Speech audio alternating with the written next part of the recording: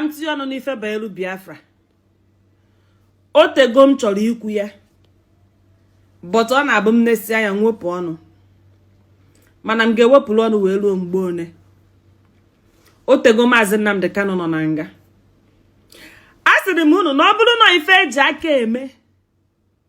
Hello. Etu Mazi Nnamdi Kanu si wedu anyị n'obi. Anyị kara iji aka. Mana mbọsị dị ka taa anụwa. Ọ bụrụ ife eji aka eme. O ihe a ga-akọntinu na-ekpe okpukperechi. Unu gee ntị n'ihe na-agarị n'efere mba ụwa sị na ahụ adịghị ya. Ọ bụrụ taa ka m nweta revelation na ahụ adịghị ya. More than 1 year ago ka m drop message n'ilu akwụkwọ a, written message na ahụ adịghị ya. Onye ọbụla awa gị ike. Mana ọ bụrụ na unu na-aya n'ife banyere this Biafra, unu ga-afụ no dịka this Biafra ọ na-emegide ndị be anyị mmụọ. Hello. Nwere onwe anụwa a na-azọ. Azina ndị Ishi ndị be anyị na Golunia. Outside the media, outside the camera. Mnaju, is there no other way? Ọ bụrụ that na-ekwu okwu Biafra anụwa, ndị ilo na-awụ. Ọ bụrụ ndị ilo ka a na-agba egbe. Okwu odidi. Ifuru Biafra sit at home day ewepụta. Ejizi mbọsị ahụ wee merụ mbọsị eji eme ọtụtụ mpụ na awụwa na East. Wee na-ajụ, is there no other way? But there is another way. It's just that we are not looking. Onye ọbụla agbagokwanụ mbọ. Ewelu ndị na-asị na a ga-apụta otu a declare Biafra. No mbọsị dị otu a ka a ga-declare Biafra. No mbọsị dị otu a ka Mazi Nnamdi Kanu ga-apụta. Aya na-atụ aya, aya ga-atụ aya wee ruo mgbe one. The works of our heroes past bụ ebe a ka ọ dị anyị. Anyị bịa n'obi. Ndị gbalụ mbọ na ụdị abụ na ụdị agbalụ mbọ. Like I said, there got to be another way.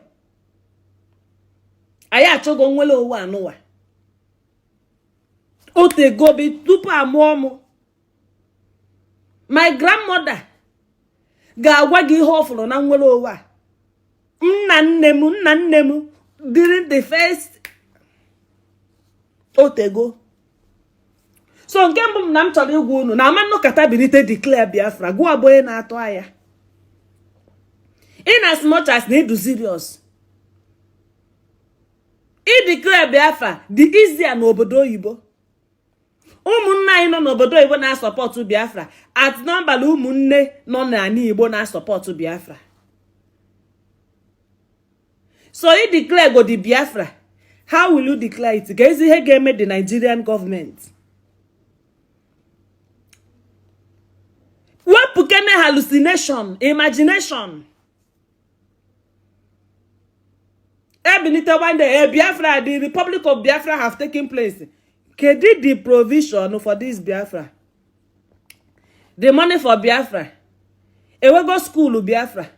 How many schools does Biafra have? Nkwusi okwu anu ọbụna na mekwutelo si tufuo okwu mbọtụ hapụ m.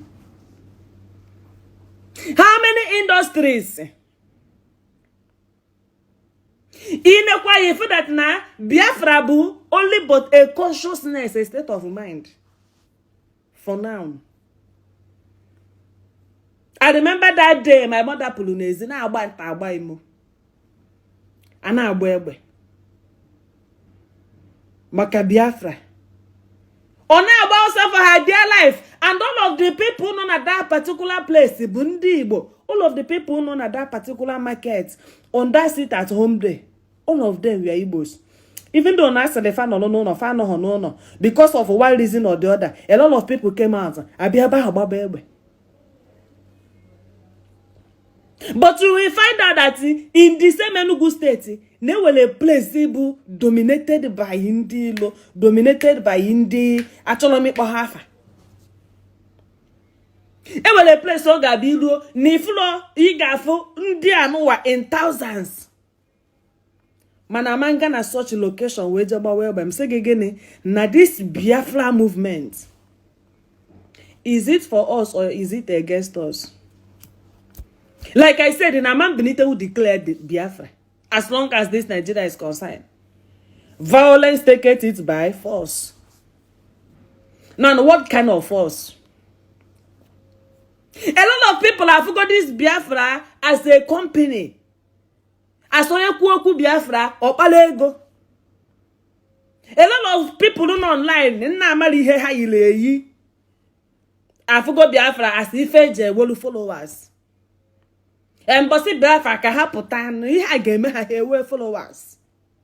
That is the Munai number facing. A lot of people are forget. Nahani did he me pebe hagana come more Maka Biafra. Kahamaka got to Walhoto. A lot of people feel in her company. Uyo Bonagapu thank you. The enemies, the higher than the supporters, but we just don't know. I say the mono no mindset or consciousness. Sige that in etos wedia ita noa no ka get ezubaka. That brings me to the point of my message today. No bulu ni Igbo ni cholu nwere owe. Na agwu nwere owe na agwusi gi ike. Ebe ni diliga kita bụ n'isi mbido.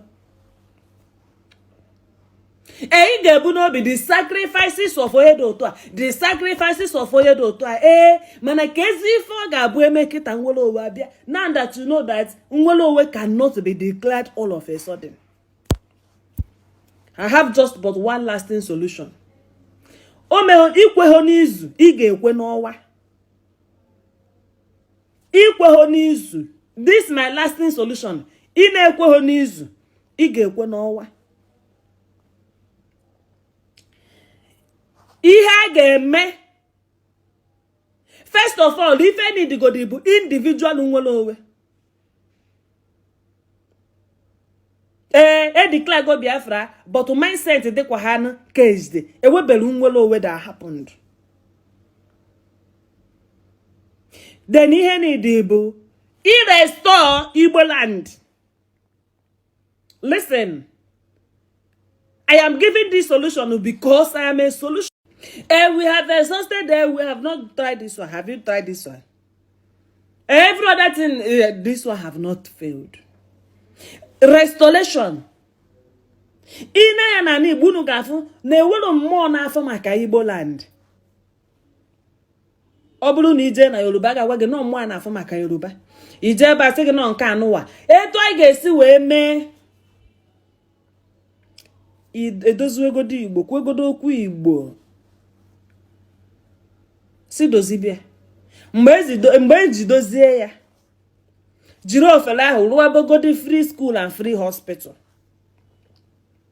Ọbụna mmadụ ga-agwa ndị eni na ndị eweligo onwe ha.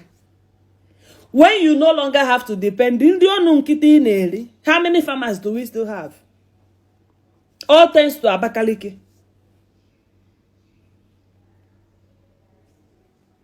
Si dozibi Igbo. Anyị jiri aka anụwa iji. Otu am sue on afia 5 years ago, 10 years ago. They have started this. How many years has it been? As long as the effort of our people, Potagolu, that it is already nothing. If the effort to succeed, it creates awareness in the subconscious mind that this is what is needed. But how do you get it now? Igbo restoration.